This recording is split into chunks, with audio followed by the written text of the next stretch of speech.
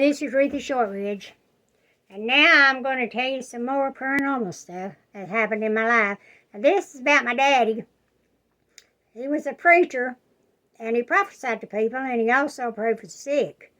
But anyway, one night he was at church, and there was a stranger coming in and sitting in the back, and God told him to tell the guy that he needed to repent because this was his last opportunity and he would die with his shoes on.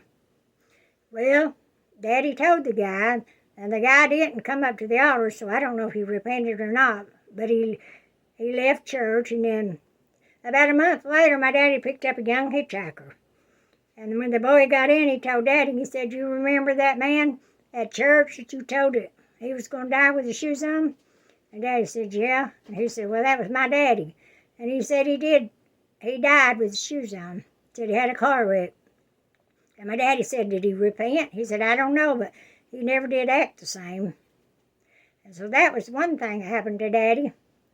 And another thing, Daddy was up preaching, and a man come in the church, and he had a knife in his hand, and he walked up to the altar, and he said, "I'm going to stab you, preacher man." And Daddy prayed for him, and the guy's arm got numb and started bending backwards, and the knife fell out of his hand. And then he told Daddy his arm got numb. But I think that one repented.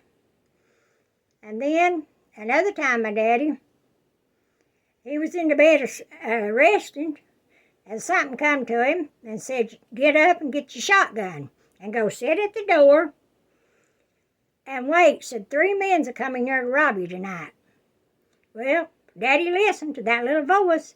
He got up and put his rocking chair up against the door, and he got his shotgun, and he cocked his gun, and he sat there and waited. And way in the night, he heard a knock on the door. And he said, "Come in." And they opened the door. He must have had it unlocked. And he pointed his gun at him, and he said, "I've been waiting for you." Said, "God done told me you was coming here to rob me." And that really shocked him. It was 3 of them, and they repented and got saved and went and got baptized the next day. Thank you.